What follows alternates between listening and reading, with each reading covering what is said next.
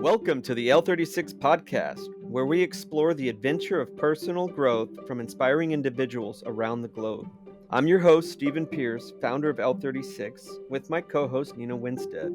And today we are speaking with Dr. Marion Piper. Dr. Piper is an expert in post traumatic growth, emphasizing the powerful potential for personal transformation following trauma. The small t trauma, which is all the stuff that happens that affects you personally, but it doesn't stop your ability to function, they can compound over time to be more psychologically damaging than one big T trauma. Her innovative concepts, such as spiraling up, highlight how individuals can not only recover from challenging experiences, but emerge stronger and more resilient. Okay, Dr. Marion Piper or Dr. Maz. You'll have to tell me the source of that later on, but welcome. Thank you for being with us here today. It's an absolute pleasure. I'm so excited to talk about all the things that you guys explore and how that intersects with my world. So, yeah, it's an honor to be here. Yeah, thank you. Yes, we loved, your work in creativity and post-traumatic growth. You have some concepts that you discuss like spiraling up, I think, as opposed to spiraling out or Down? spiral Or down. Yeah. and yeah, we're just so excited to talk about all these things with you. But we always find ourselves drawn to that inner drive that we feel like is connected to that child in you. And maybe you didn't know, maybe you found out when you're doing your master's and when you're doing your PhD, but at what point in your life can you remember feeling like creativity was such a powerful force and will be medicinal to you or will be very important to you and others? I can pinpoint the moment where I think I knew that this was going to be my life path was when I was 17, and it was my second last year of high school. And I went into in Australia, that what we call that, like, our senior school, so years 11 and 12. And so I walked into my visual arts classroom, and we had a new teacher. And one of the very first things, her name's Lexi Lassick, professor. She's a professor now, but she said to me, and she said to the class, one of the first things I want you to do, because you're going to be working on a creative body of work for essentially the next 2 years, I want you to write down what's important to you.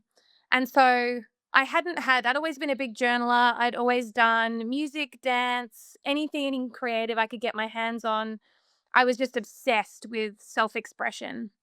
But it was really when she asked me to sit down and start writing about, what was important to me. And I sat down, and that night I wrote probably from like 8 p.m. through till about 4 a.m. in the morning. I just wrote the whole night. I think I wrote about like 85 pages. And like I walked into school the next morning, obviously looking like an absolute sight. And I went into art class and I handed her my book and I was like, I can't I hope you're ready for this, because I don't know what's just been unlocked, but I know it's gonna be big. And she's like, "How many pages did you write?" And I was like, "I think I may have filled the book." So it's from that moment on, that really something kind of shifted in my mind from, you know, art just being this fun thing that, that made me feel really good, to hang on a minute, I feel like I'm changing as a person as a result of being in contact of this practice. And that started my life's work. I've been talking about and researching and creating from that same place of asking that question of, why do, when some people go through trauma or a difficult time, why do they go on to become better, not worse? And so that was where that activity was the genesis of that work. Wow. Wow. Wow. Yeah, and in Stephen's film, he explores the concept of post-traumatic growth, or some of the experts he interviews explore that concept. I guess, through Viktor Frankl discussed it, but didn't use that term. And then Piero Ferrucci talked about post-traumatic growth also. Mm. What are you curious about when it comes to someone who did a thesis on it? Oh my god.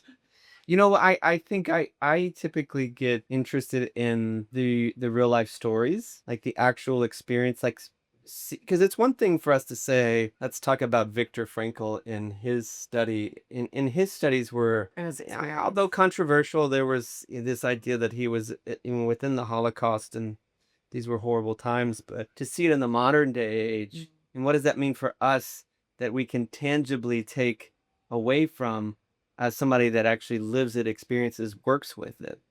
I love to hear the experiences that you've had with it. Oh, wow. Yeah. Whew. Where do I begin? Um, so, I mean, I first encountered the concept of post traumatic growth when I was doing my PhD. And so, prior to that, I didn't realize that that's what I was doing. That, I just thought I was someone who was quite optimistic and, someone who was quite proactive and, kind of happy go lucky. And, I'd been through, so growing up, I grew up with an alcoholic mother. We were kind of on living on the poverty line, getting like our equivalent of food stamps, and she, like, bless her heart, did the best she could. And so I really, and this is where we can sort of talk about this nature versus nurture idea, right? I really lent into the creative arts as a way, sort of as a refuge, as a life raft to cope with what was going on around me. I just did that naturally, right? That was kind of what I was drawn to.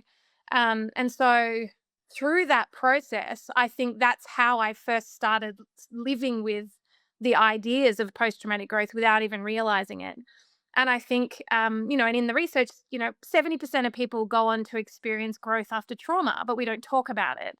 So I think naturally, we are inclined to want to survive, to want to grow, to want to evolve.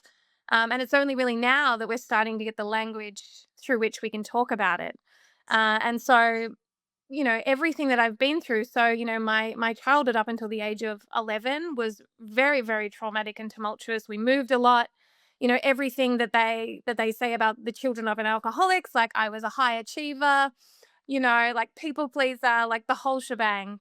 Um, and then as I got older, and when I started to actually process what had happened, it was almost like reliving the trauma again, because you kind of have to go through that motion to heal it.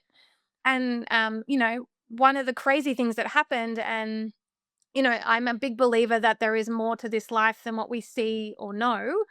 Um, is that when I was doing when I started my PhD research, about a year into it, I did this big presentation and they told me, hey, you've got like 5 different potential pathways that your research could go, and we need you to pick one. And so I sort of went away, and then 3 days after that, my mum actually passed away, and I knew, um yeah, and I knew from that moment that I had to tell our story, because the other 4 pathways were more in line with what you're talking about with Viktor Frankl. It's like it was more about researching other people's experience. And one of the things that me and my supervisors talked about was this value of lived experience. What you're asking me, it's like, what did you go through? How did you process it? And getting really interested in the individual perspective, not of like what it means, but how it feels.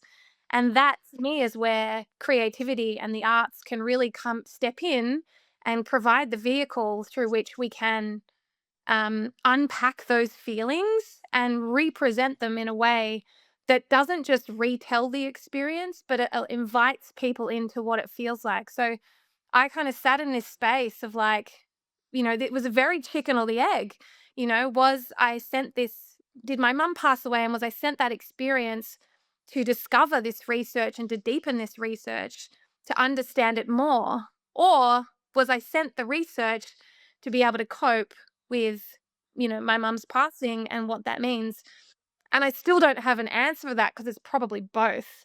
So, but what I learned through that process was that when I sat in it and I felt it and I sat with the experience, and I could find a way to put those feelings into words, into some kind of structure, what that did is it really facilitated that healing process for me. I think in a way that maybe not even therapy could do. Because I think when you're talking through something with someone else, oftentimes our first immediate thing to do is we intellectualize because we want the other person to be able to understand.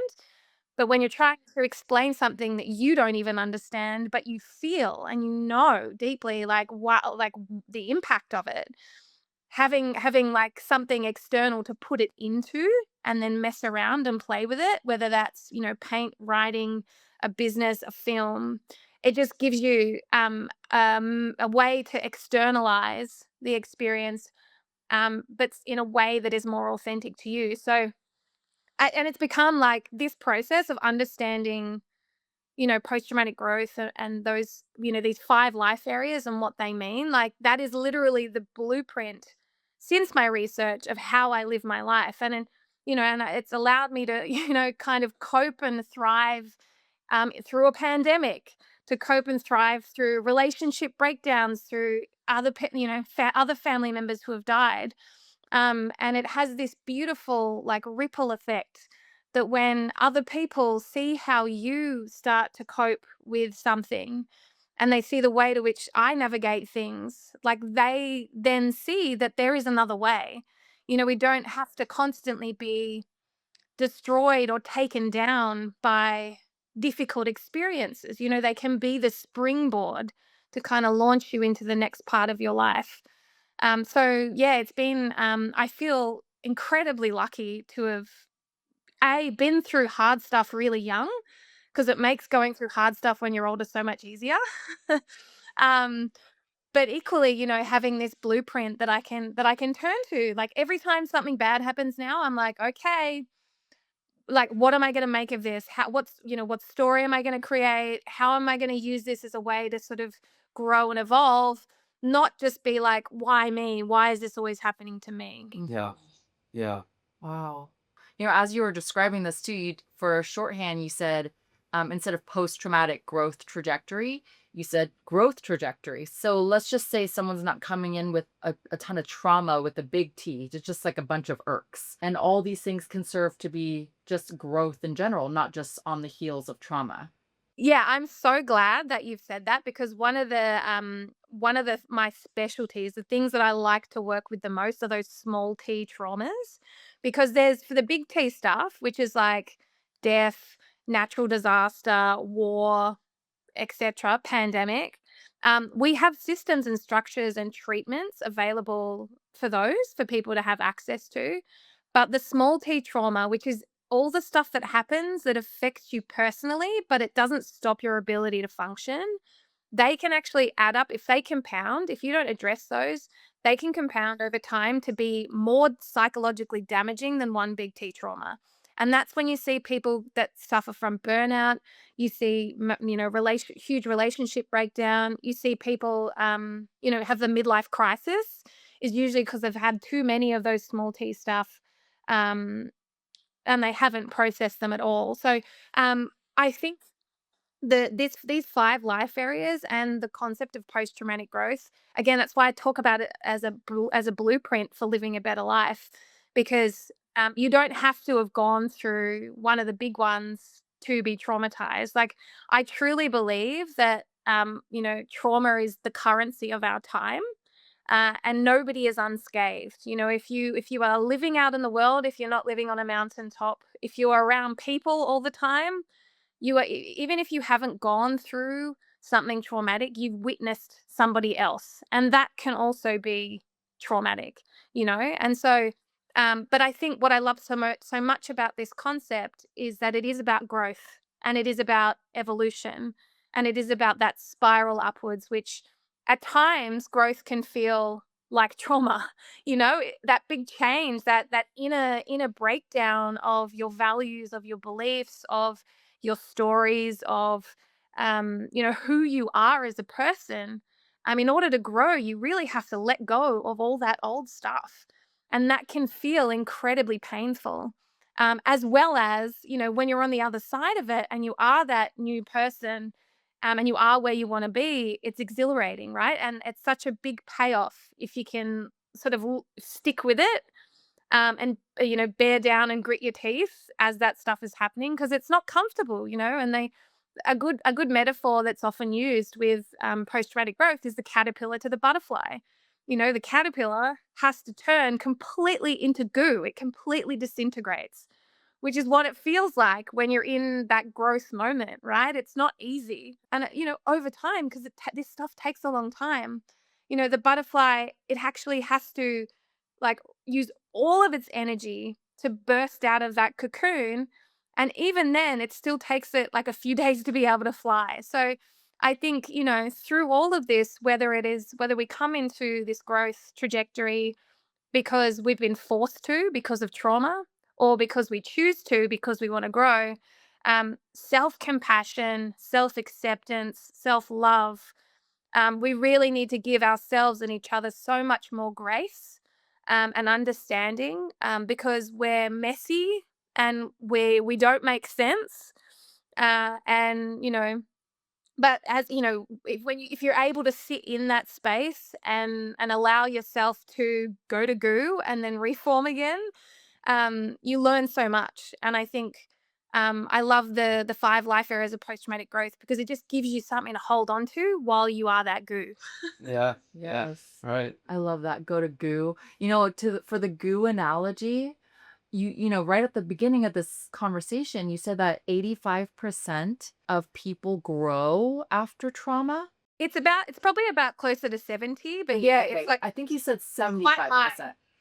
Yeah, Yeah. you said 75%. So it is rather high considering how oftentimes you look at these things as just so debilitating. So it's almost as though a caterpillar turns to goo, and they don't get stuck there. It's almost, if we can think about it, it's an inevitability to go through it. The only unnatural thing is to stay the goo. Right. Sounds like it. Right.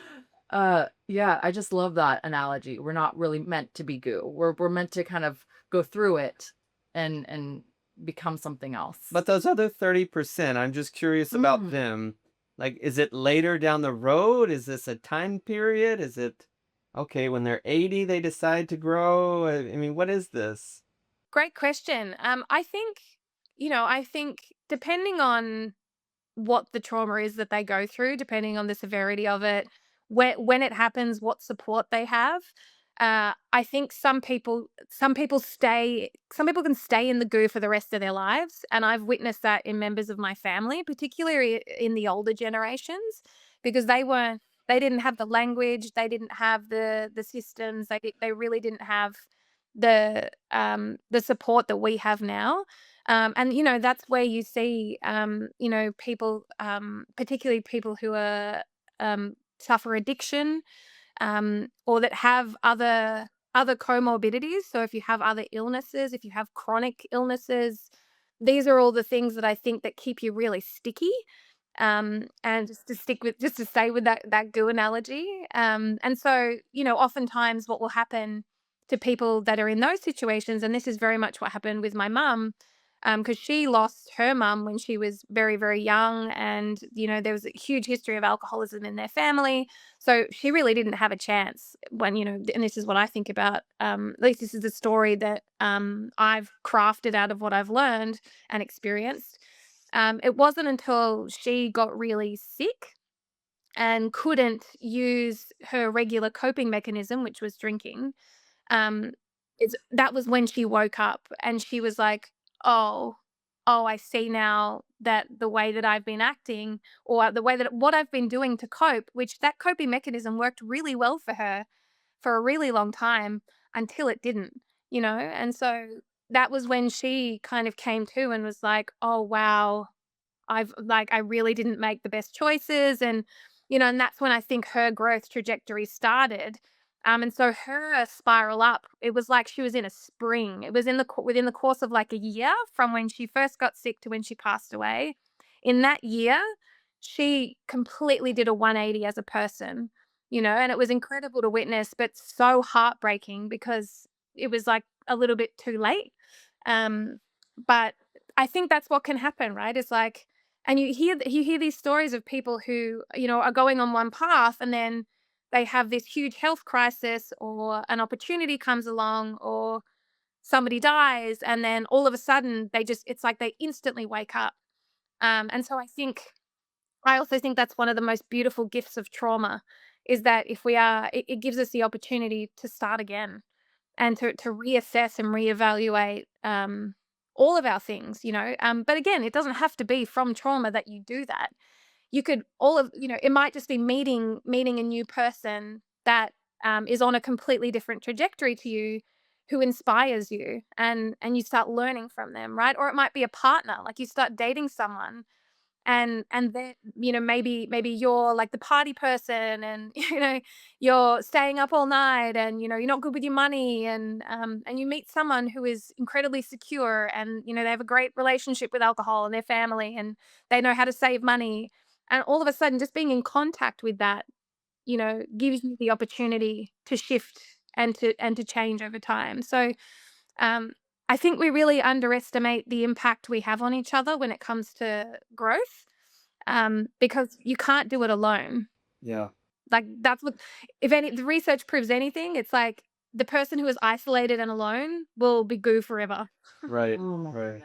goodness. One of the things we talk about uh, on our side and the projects that we look at is, the idea of the hero's journey, not in our books, but in real life, and what this actually looks like. And there is that inciting event that triggers us to move. And mentors or community is a part of the hero's journey, and connecting with somebody else so that you can learn, or you can communicate, or you can express, clearly makes a world of difference. And there's great studies that have been out there about the importance of community, and you basically are who your friends are. You become the people that you surround yourself with, and how important that is for anybody, big T or little T traumas.